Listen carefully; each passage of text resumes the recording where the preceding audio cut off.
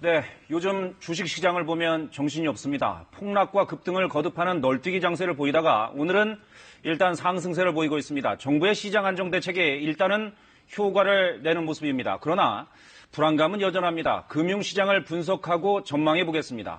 황세훈 자본시장연구원 연구위원 모셨습니다. 자, 어서 오십시오. 네, 안녕하세요. 네.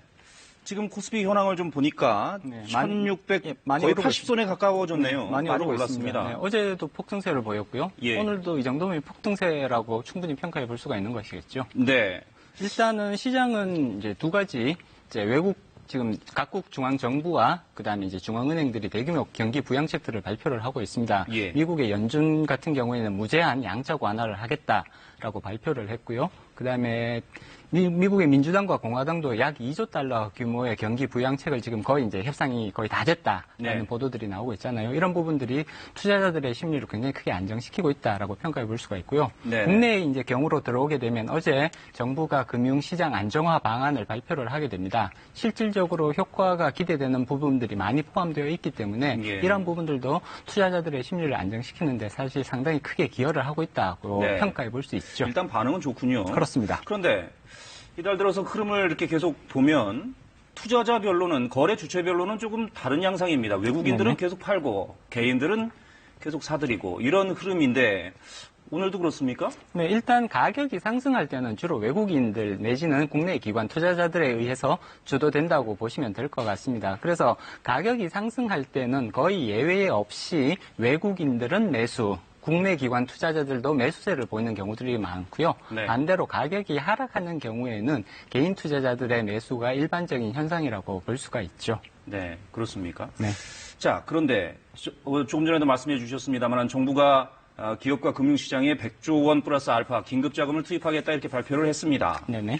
당장은 좀 그 시장이 긍정적으로 반응하는 것 같은데 그렇다면 시장이 이 정도면은 좀 시장을 안정시키겠구나 이렇게 충분하다 이렇게 보고 있는 건가요? 일단 채권 시장 쪽은 규모가 상당하다라고 평가해 볼 수가 있습니다. 사실 지금과 같은 위기 상황에서 가장 중요한 부분은 채권 시장이라고 볼 수가 있거든요. 예. 주식 시장 같은 경우에는 가격 하락이 이제 나타나고는 있습니다만 만약에 채권 시장이 마비가 돼 버리면 여기서 기업 파산이 직접적으로 발생할 수밖에 없거든요. 그렇죠. 그리고 예. 기업이 파산하게 되면 위기의 국면이 완전히 좀 달라져 버리는 훨씬 더 심각해져 버리는 문제점이 발생하기 때문에 네. 정부의 입장에서도 채권 시장에 더 많은 그런 자금을 투여할 수밖에 없는 상황인 것 채권 같고요. 안정펀드에 20조 원을 투입하기로 그렇습니다. 했죠. 가장 예. 대규모로 이제 자금을 투입하기로 한 거거든요. 예. 이럼으로써 사실은 채권 시장에서 유동성이 급격하게 고갈되는 그런 위험성들을 상당 부분 해결하고 있다. 이런 것들이 투자자 시장으로부터 굉장히 긍정적인 평가를 받을 수밖에 없죠. 네, 그러니까 기업들이 당장 이제 자금 조달이 안 되면 회사채를 발행해서 자금을 조달을 하는데 회사채가 유통이 안 되고 또 만기가 돌아오는 회사채가 막 밀려 들어오고 그러면 이제 돈 몇 개 그러니까 돈이 지금 그렇습니다. 없어지는 거죠. 그러면 정상 기업도 파산할 수 있는데 그런 거는 일단 막겠다. 그렇습니다. 하는 거죠, 네, 정부가? 사실 정부의 가장 중요한 방향성이라고 볼 수가 있고요. 사실 우리나라뿐만이 아니라 해외의 중앙은행이라든지 중앙정부가 이러한 방식으로 위기에 대응을 하고 있습니다. 네. 미국 연준 같은 경우도 회사채를 무제한 매입하겠다. 이 말은 다시 말해서 회사가 돈 못 구해서 파산하는 것을 내버려 두지 않겠다라는 의미로 해석이 가능하거든요. 네, 그러니까 정부나 정부 산하 금융기관이 대신 회사채를 매입해 주는 겁니까? 기금을 조성을 해서 그 기금을 통해서 회사채를 매입해주는 형식으로 그렇군요. 가져가는 거죠. 그런데 다음 달 만기가 도래하는 회사채가 6조 5천억 원이라고 하고 연말까지 한 37조 원이나 된다 그래요. 그렇습니다. 충분합니까? 일단 20조 정도의 채권시장 안정화 펀드면 이런 부분들을 해결하기에는 부족하지는 않은 것으로 평가합니다. 그렇군요. 일단 모든 그 회사채가 다 채권시장 안정화 기금에 의해서 커버가 되는 것은 아니거든요. 네. 시장 자체적으로 또 소화될 수 있는 물량이 여전히 있기 때문에 20조 정도면 연말까지의 물량을 소화하기에는 크게 어려움이 없어 보인다고 평가할 수 있습니다. 네, 그렇군요. 그런데 걱정은 그겁니다. 지금 코로나19 사태가 장기화되는 추세란 말이죠. 실물 그렇습니다. 경제가 제대로 시장이 작동하지 않고 있습니다. 이게 장기화될 경우에 그러면 앞으로 이걸 계속 이렇게 정책 자금으로 메워주면서 버틸 수가 있을 것이냐. 이게 걱정이거든요. 앞으로 주식시장, 금융시장 어떻게 보십니까?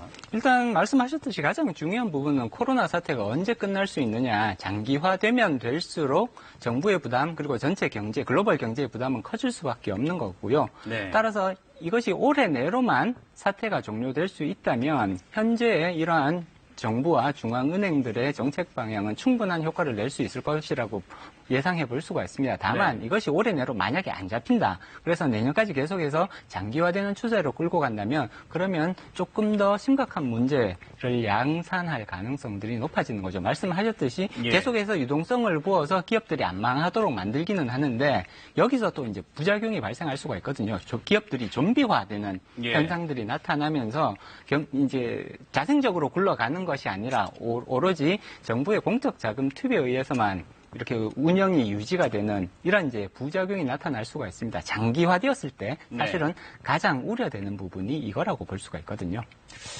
그렇죠. 그러니까 좀 걱정스러운 그런 점이 있습니다. 물론 시장이 이렇게 붕괴되는 그런 상황은 막아야 되겠죠. 그러나 정책 자금을 쏟아부어서 시장이 망가지는 걸 막아놨더니 금융시장은 그냥 버티고 가는데 실물 부분은 여전히 안 돌아가고 금융과 실물 부분이 그 괴리가 생기지 않습니까? 지금 이제 조금 그 괴리가 커지고 있다라고 평가를 해볼 수가 있죠. 네. 어제, 오늘 이제 국내외 주식 시장이 굉장히 크게 상승을 하고 있습니다. 실물 경제를 살펴보면 여전히 기업들이 어려움을 겪고 있거든요. 계속해서 매출이 안 나오고 어려운 상황, 오히려 악화 일로로 가고 있는데 금융시장만 지금 굉장히 이제 회복되는 모습을 보이고 있단 말이에요. 이렇게 괴리가 커질 때는 결국은 금융시장이 실물시장을 다시 쫓아가는 현상들이 반복적으로 나타나곤 했습니다. 따라서 이 부분에 대한 위험성은 시장에서 충분히 인지를 하실 필요가 있는 거죠.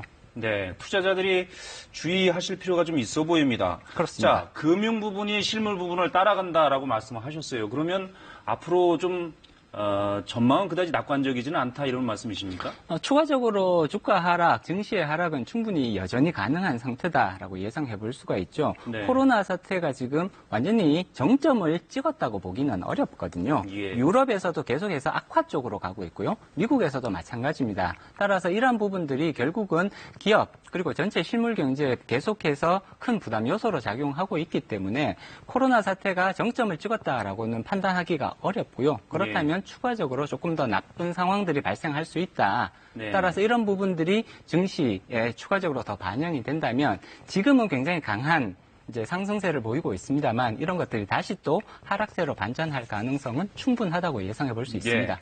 물론 증시가 안정을 되찾고 지금과 같은 그 상승세를 이어가면 더할 나위 없이 좋겠죠. 그러나 대비를 하자는 차원에서 더 떨어질 수도 있다는 점을 가능성을 말씀을 드리는 거고요. 그렇다면 더 떨어진다면 이제 사람들의 관심은 그겁니다. 바닥은 어디냐? 어떻게 보십니까? 굉장히 어려운 질문이고요. 예. 이제 정확한 바닥을 예상하기에는 사실은 굉장히 어렵습니다. 그렇지만 일반적으로 위기 상황에서 금융시장은 그 위기의 크기 내지는 강도를 굉장히 조금 일찍 선반영하는 측면들이 있거든요. 예.